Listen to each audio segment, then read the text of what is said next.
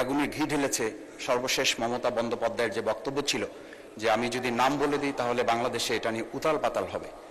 স্বরাষ্ট্রমন্ত্রীর পক্ষ থেকেও এ ব্যাপারে ব্রিফ আমাদের কাছে আসা প্রয়োজন ছিল। কে কি বলেছে, কার সম্পর্কে কি গুজব, এগুলা নিয়ে জাতীয় সংসদ সময় নষ্ট করতে পারে না। গুজব কখনো জাতীয় সংসদের বিবেচ্য বিষয় নয়। আর উনি একটা কথা বলেছেন যে আমাদের বর্ষীয় রাজনীতিবিদ মির্জা আব্বাস সম্পর্কে জানতে চেয়েছেন, এটা আপনি মাননীয় স্পিকার আপনি বলতে পারেন।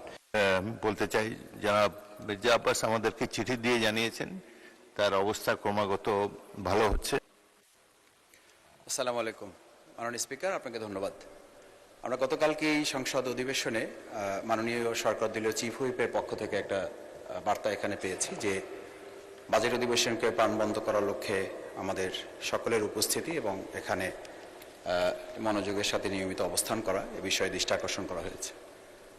এই প্রেক্ষিতে আমি দুটো বিষয় আমার জানার বিষয়। একটা হচ্ছে যে আমরা শুরু থেকেই তার জন্য প্রাণ খুলে দোয়া করি আমাদের বর্ষিয়ান রাজনীতিবিদ এবং এই সংসদের একজন বিজ্ঞ পার্লামেন্টারিয়ান জনাব মির্জা আব্বাস তার শারীরিক সর্বশেষ অবস্থা সম্পর্কে এই পার্লামেন্ট এখন পর্যন্ত আনুষ্ঠানিকভাবে আমরা কিছু জানতে পেরেছি এটা আমার মনে পড়ছে না।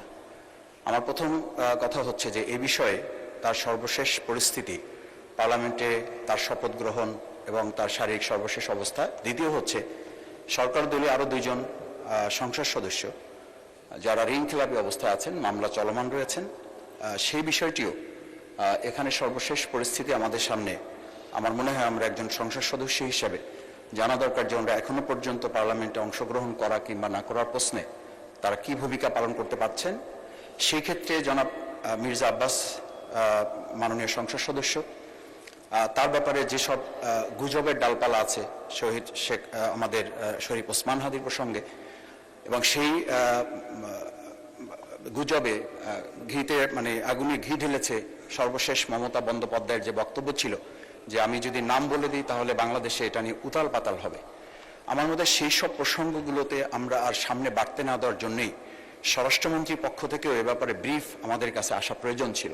আমি তিনটি বিষয় নিয়ে আসছি। একটা হচ্ছে আমাদের বিজ্ঞ পার্লামেন্টারিয়ান বর্ষিয়ান রাজনীতিবিদ জনাব মির্জা আব্বাস, ওনার বিষয়ে সর্বশেষ জানা প্রয়োজন। ধন্যবাদ। দ্বিতীয় হচ্ছে আমাদের যে দুইজন ঋণ খেলাপি সরকার দলীয় তাদের বিষয়টি, এবং সর্বশেষ শরীফ ওসমান হাদি শহীদ তার বিচারের যে প্রসঙ্গটি এসেছিল এ ব্যাপারে যে গুজব আছে সে ব্যাপারে জানা প্রয়োজন। অনেক ধন্যবাদ মাননীয় স্পিকার আপনাকে।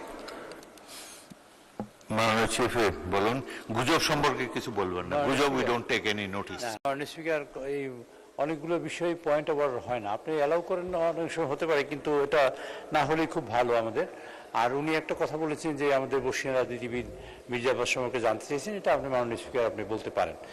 আর দ্বিতীয়ত হলো যে দুজন মাননীয় সংসদ সদস্য, এটা সাবজুডিস ম্যাটার, এটা কোর্টে আছে। মাননীয় স্পিকার কোর্ট সিদ্ধান্ত দিলেই কেবল সিদ্ধান্ত হবে, এর আগে তো এ বিষয়ে কোনো কিছু বলার সুযোগ নেই। তা আমি মনে করি মাননীয় স্পিকার বাইরের বিষয়গুলো যেগুলা প্রয়োজনীয় নাই সেগুলো আমাদের পয়েন্ট অফ অর্ডারের নাম বলে আমাদের পার্লামেন্টের সময় যাতে না যায় সেদিকে আপনি দৃষ্টি রাখবেন।